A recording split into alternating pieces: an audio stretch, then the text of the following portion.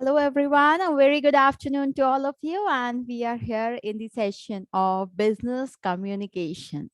Now, if you remember that in the past session, we have been discussing about few things like we have discussed about the paralanguage, then we have discussed about the linguistic barrier. So there are many things like types of non-verbal communication, which we were learning, which we were discussing in the last session.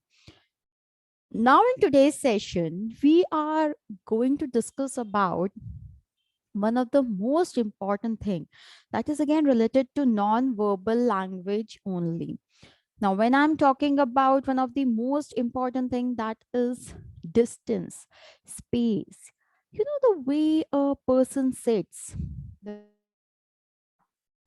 the way a person speaks, the way he is maintaining a distance, all these things again communicate lot of things about the situation, about the person non-verbally.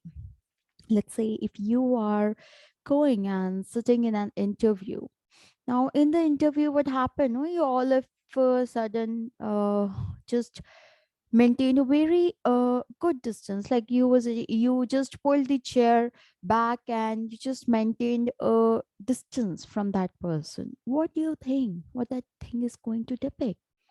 That is again going to somewhere show that are you hesitant of sitting over there? Are you hesitant of sitting close to the person and answering, or are you feeling nervous? Are you not confident? So that is how the space, the territory, all these things communicate a lot of things about the personality of a person, and even non-verbally it says about the closeness of a relation which a person have with other person. Let's say you are holding someone in your, let's say you are holding your child in your arms. Let's say there is no space between you and your child. That means it's a very close relation which you hold with that. So though verbally you are not speaking that you are holding a very close relation with that person, but but your space, the space between you and the other person, is speaking lot of things about your relation. So that we are going to discuss in today's session. But before that, we're going to continue with the paralanguage, the three things which are yet to be discussed in paralanguage. So if we were talking about paralanguage, we have talked about the pauses, we have talked about the intonation, we have talked about the pitch. So there are three more things which we are going to discuss today. And from that, the first thing is volume variation. Volume variation simply means it is something which is going to make your speech effective. It is something which is going to make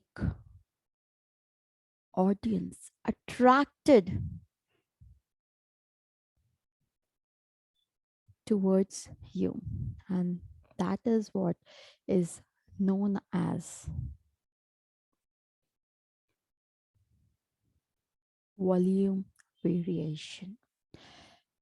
The speaker should adjust the volume of his voice depending upon the size of audience.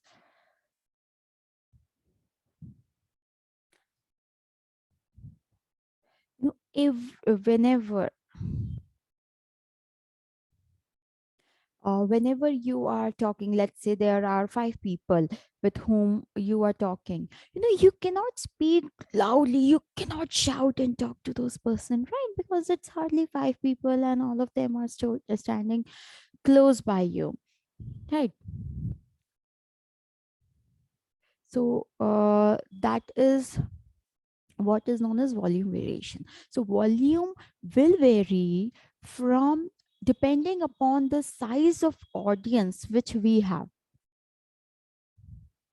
right? So let's say we have a group of 50 people. Now here if you're going to speak this way that, hi all, Good morning, everyone. Good evening, everyone. Today, I am Sakshi, and I'm going to just present a topic that is on stress management. We are going to discuss something related to stress management. Just think, if you are speaking in this way to the audience, do you think it will be audible to them? No, the person who's standing right at the end, he won't be able to listen to you because your voice is not as louder as what it should be seeing the audience.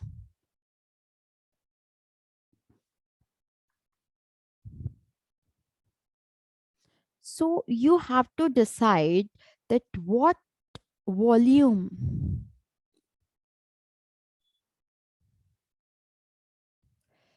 you need to keep depending upon the size of audience. If it's in a cabin, let's say you are into the meeting, you are into the closed cabin, so there you do not have to shout loudly, you do not have to meal, you do not have to uh, raise your voice to speak to them, because there are just small group of people and it is very easy to communicate with them. You can easily communicate, you can easily talk to them. But when it comes to large audience, when it comes to a greater audience, let's say you are addressing 100 people, you're addressing 150 people, and those are standing in the, let's say you are into your auditorium, and there you are presenting yourself, there you are discussing something. There, if you're going to keep your volume low, it won't be possible for the person to listen to you. So that is why it is very important that you just decide at which place, depending upon the size of the audience, you have to raise your voice. So it is as simple as larger the audience, louder the voice should be. S- Sorry, smaller the audience, the softness of the sound should be. Now, loudness of the sound doesn't mean that you are just using a kind of rude and very very irritating sound you are using. No, loudness of the voice means just raising your voice so that you are audible to each and every person who is listening to you. That is the main reason. That is what you are supposed to do when you are speaking. So whenever you say that the audience there is a large group of audience, whenever you say there are many people who are sitting, who are listening, so at that point of time you need to make sure that you have to raise your voice, you have to be louder so that you are audible. So volume variation is directly related to the size of audience in front of whom you will be speaking, you will be presenting yourself. The larger the audience, the louder the voice need to be. The smaller the audience, the softness, the slowness of the sound need to be there. So volume variation makes the speech effective. So the only reason of a volume variation is we just want to make the speech effective. We want that the speech should be very effective. We want the speech that whenever you are talking, whenever you are speaking, and to whom you are speaking, they are effectively understanding your message which you are trying to communicate to them. And that is the only reason why we focus on speech effectiveness, why we focus on volume variation. So changing from loud to soft and from soft to loud have the desired effect. Let's say if you're whispering, you are sharing something very important with your friend, and you're just whispering, you are speaking into his ears. Just think, if you are using a loud voice, let's say you are just close to the ears, and instead of whispering and saying like, I just wanted to share something, instead of using this tone, the soft sound, saying, I just wanted to say something, share something. Do you think it is going to be good? The person will feel irritated that what? You are too close to my ears and you are speaking so loudly. It is affecting my ears. That is not the way, right? So you need to decide from situation to situation where you are, with whom you are talking. That time you have to decide that you need to change your sound from loud to soft. and from soft to loud. Both will have the desired effects. So this is the volume variation. The second thing, the sixth point comes is the mixed signals. Now, mixed signals means there are many signals which you are sending non-verbally to the other person. Let's say your tone, your pitch, your pause, your facial expression. All these things are sending different signals to the other person. So your facial expression, so it's not one signal at a time, one non-verbal form of communication you are using at a time. No, it's the combination of different paralanguages. That is, tone is different, pitch is different, facial language is a facial expression is again the part of kinesis, but it is again non-verbal communication only. So you're using all these things of the speaker, do not match the word that he is speaking, using all these things, but they are going in some other way. They're not matching with the words which the speaker is trying to speak, which the speaker is speaking. So when you carry mixed signals and that does not support your speaking, that does not support the speaker, the listener tends to get confused to find out that what is the exact motive of the speaker, what exactly the speaker wants to communicate with me.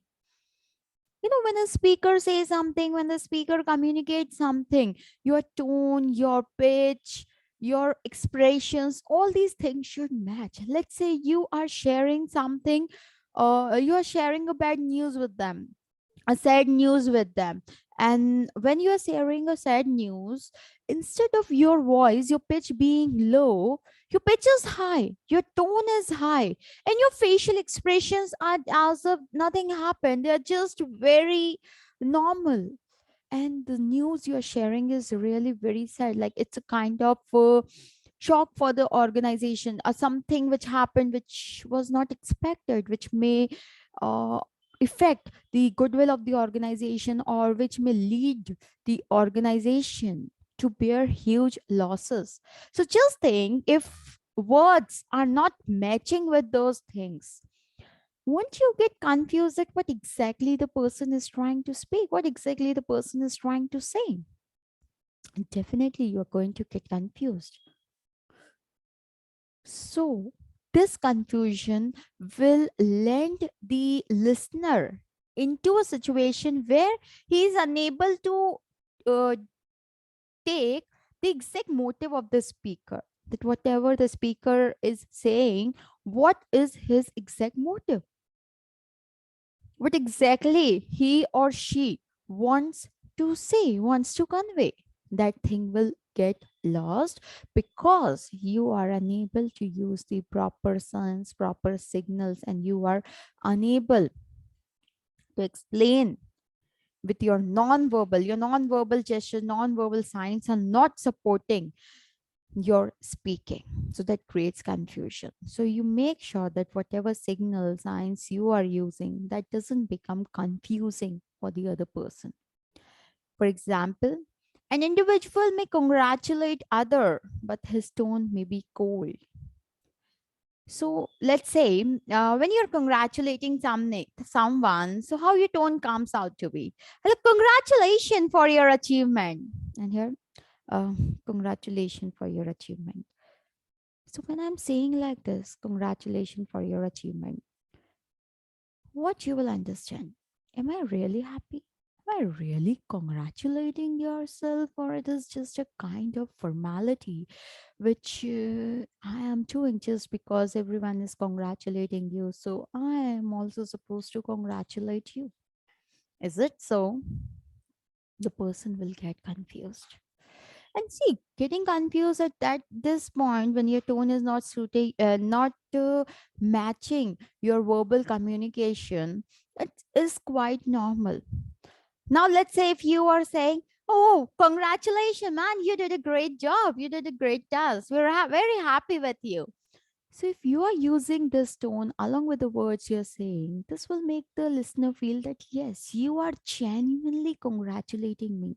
You're genuinely speaking. Your exact motive, your real motive is definitely to congratulate me. But with the cold sound, it doesn't look like your motive to congratulate me. So here it is very clear that if you want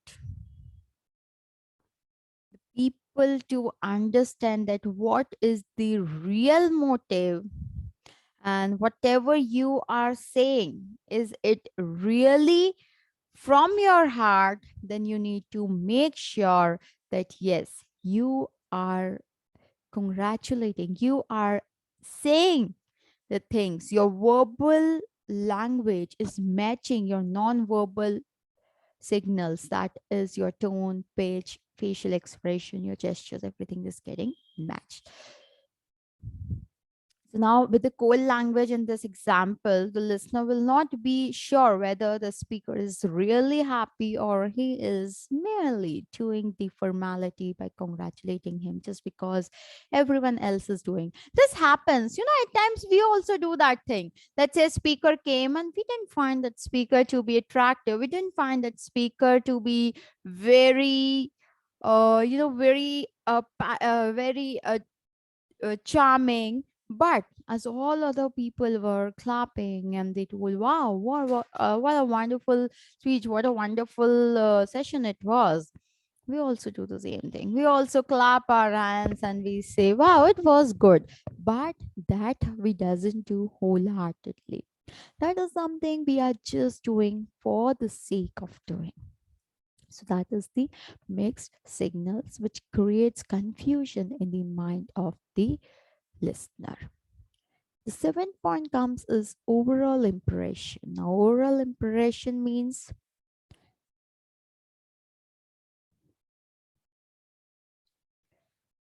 a message which we convey is understood by the speaker, by the listener. The listener grabs the exact meaning of the message, not just by the content which he or she has delivered, but by the manner in which the speaker conveys his or her feeling. If the speaker is able to convey the feeling properly, then yes, the listener understands those non-verbal gestures and they are also able to grab the exact meaning of what the person told. So that is what is known as overall impression. So here this helps the person to share the exact knowledge about what the speaker wanted to say. So this is the overall impression. So the speaker's attitude, dressing style, physical appearance, their age, gender, accent,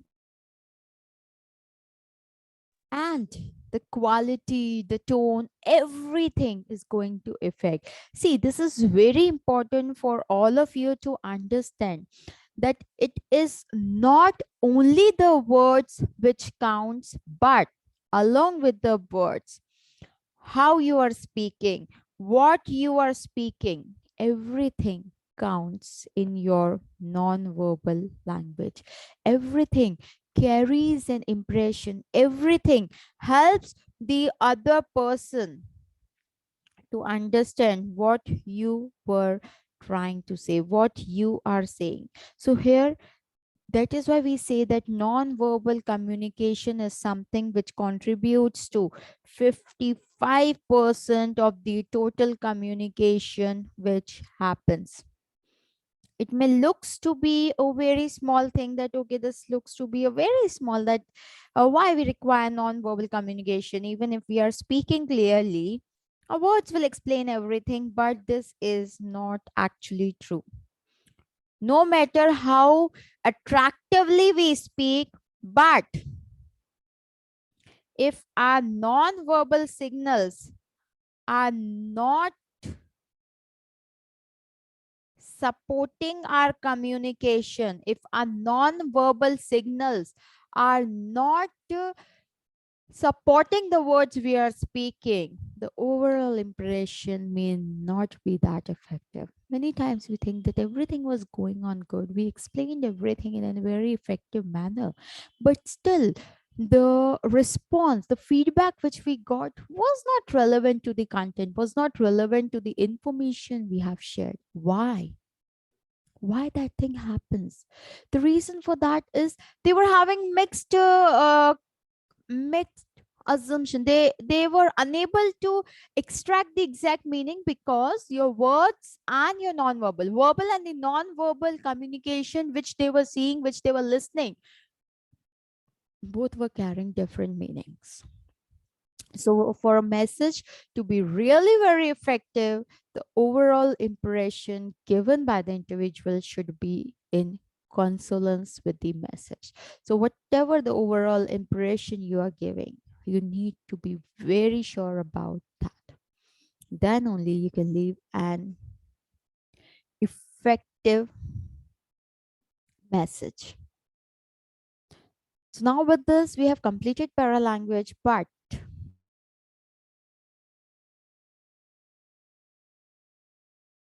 we will talk about the advantages and disadvantages of paralanguage. The advantage and disadvantage of paralanguage says, if we talk about advantage, it is closely connected to the language itself, as we have seen that though it is not a language, but it is very closely connected to the language, right? If we are not speaking anything, that means we are not using paralanguage also. Without the spoken word, we cannot use paralanguage, right? We need spoken words to use paralanguage. How many of you agree with me that if we are using paralanguage, that means somewhere we are using spoken words, isn't it? If we are using paralanguage, then yes, we are using spoken word, because paralanguage is something which is related to the words which you are speaking. If you do not speak, you do not use paralanguage. So that is why the first definition, if you are going to recall the first definition, so we have seen that first definition of paralanguage says it is not a language, but it is like a language, right? Though it is not a language, but it is like a language. The second is paralanguage indicates the position and situation of the speaker, whether in an organization or society. So yes, the paralanguage which we are using, it is going to indicate the position, the situation, because here we are using tone. Let's say a normal conversation is going on and all of a sudden you see a person that he's getting very hyper. So you will somewhere feel that I think there is something wrong with that person. I think there is something not right with that person. How you will get to know that? By the tone he or she is using. So, paralanguage helps you to know the position and the situation of the speaker. Along with that, it also reflects the speaker's personality and background to a great extent. It is checking the personality of this personality of the person. It is checking the background of the person up to a great extent by the tone, the pitch, the pauses, the stress, the mixed signals he's using while he's communicating. And the last point says indicative of the mental state of the speaker. Yes. So how it indicates, let's say normal conversation is going on and all of a sudden you see a person, he just shouts a lot. He speaks on any random topic very loudly, as if it shows that he's very aggressive. So it is going to show the mental status of the speaker. Now let's take the limitations, the disadvantage of paralanguage. So if we are talking about the limitations and the disadvantage of paralanguage, it says paralanguage is semi or like a language. It is not exactly the language, but is similar to the language. It is a semi language which we are using along with the language. So whenever we are speaking, this paralanguage is always supporting that. So it is again the disadvantage. So if we want to use or not, by default, this paralanguage is used in all types of communication which we are doing. So, yes, it is not a language by itself. So, if you are going to see the other non-verbal languages, non-verbal signals, that is kinesis, where we have discussed about gestures, postures, eye contact, clothes. Then we have discussed about the second we have discussed about so many different signals. So everywhere body language, you will see that there, even if you're not speaking anything, you're not using any kind of word, those non-verbal signals are still sending the communication, right? But it is not the same with paralanguage. If we are quiet, if we are not speaking anything, then this is not sending any kind of signal. This is not sending any kind of message to the other person, because it cannot be used independently, and this makes this paralanguage, the type of non-verbal language, different from all other types of non-verbal language. Because for all other type of non-verbal language, non-verbal signals, we don't have to speak anything. Words are not required. Those are not like the languages.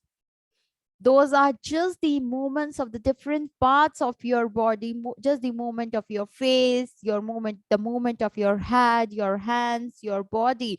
But paralanguage is about that. It is not the movement of any of the thing. It is just the movement of your lips. It is just the spoken words which you speak in different tones, different by using different intonations, volume, pitch, pauses, mixed signals, which you are using.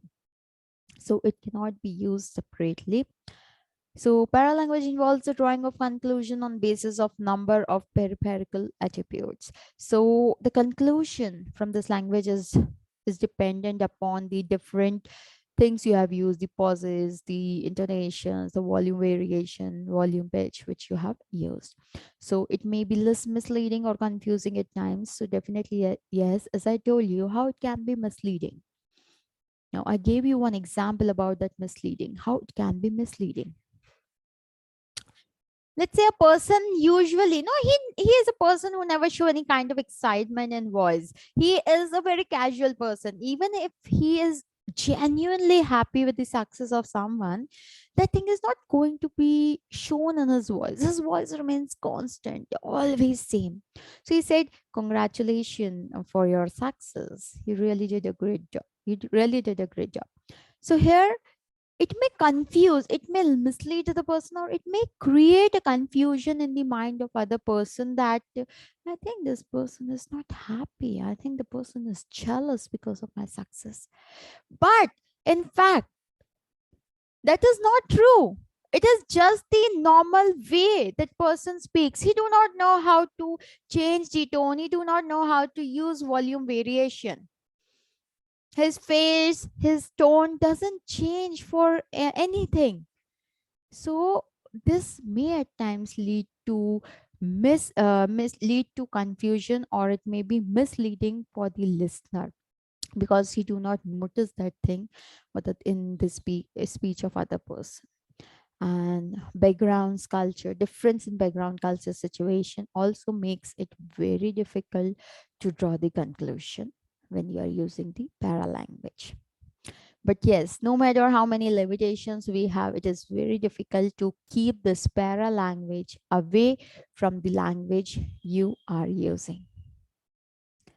Now, the fourth type of non-verbal communication, which we discussed right in the beginning, was proxemics, territory, or space. How does that communicate a lot of things non-verbally about the person's personality, about the relation he or she has with the other person?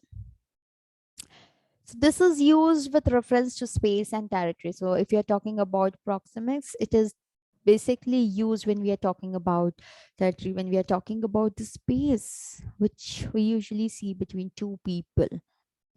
So a lot of communication, lots and lot of communication takes place non-verbally through in this manner, in the way you use the space around us, how you use the space around us, how much space you keep when you're interacting with other person. If you are in interview, how far you sit, how close you sit.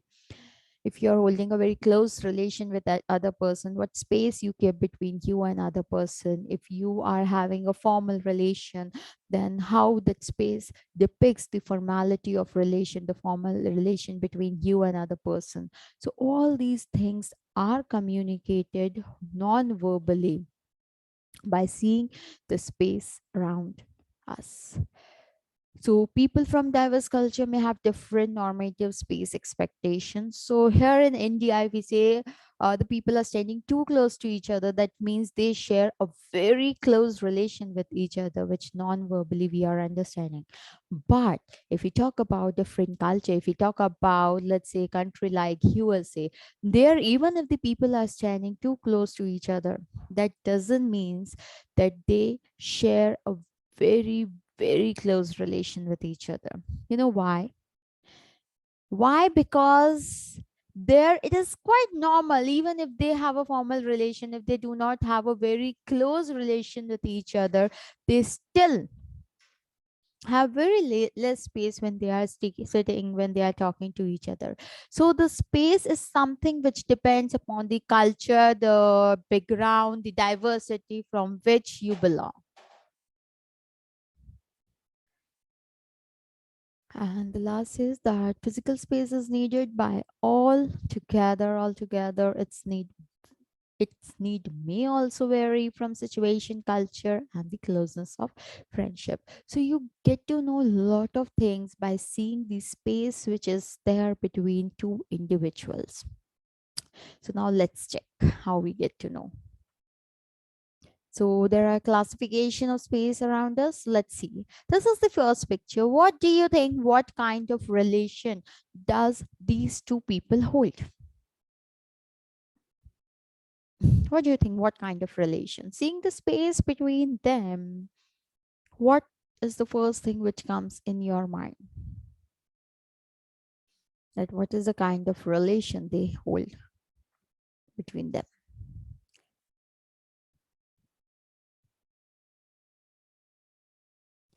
So if I talk about them, then by seeing them, I can say that they hold a very close relationship with each other. Why I'm saying that they hold a very close relationship between each other? Because I can say there is very less space. They are sitting too close to each other. So we can say this, the first type of classification of this space says it is intimate space. When you see two people sitting very close to each other, two people who are very close to each other, it shows that they share an intimate space between them. So it says that most body movement takes place within 18 inches around us. So the moment the body movements will take place within 18 inches, that means they are too close to each other. So it is our most intimate circle of space. Now, when we are talking about most intimate circle of the space, so this intimate circle of space doesn't allow all the people to sit and to come close to us. Every normal person, every individual is not allowed to enter this intimate circle of space. There are very restricted relations, very close people, very close relations which we have with other person, which allow us to share that intimate circle of space with other person. So it is a most intimate circle of space. Only very close people or family members, here just understand, when we're talking about the intimate space, only those people, only those family members can enter the space who are very close to us, be it through a whisper, a pat on the back, or a handshake. It can be in form of anything, but they share a very, very close space with each other, and that space, this intimate space, is usually shared with your close friends, your close family members, and those people who are very close to you. Every random person, your business colleague, your social gathering persons, let's say people around you, they all are not allowed to enter this intimate space until and unless they do not hold a very close relation with you.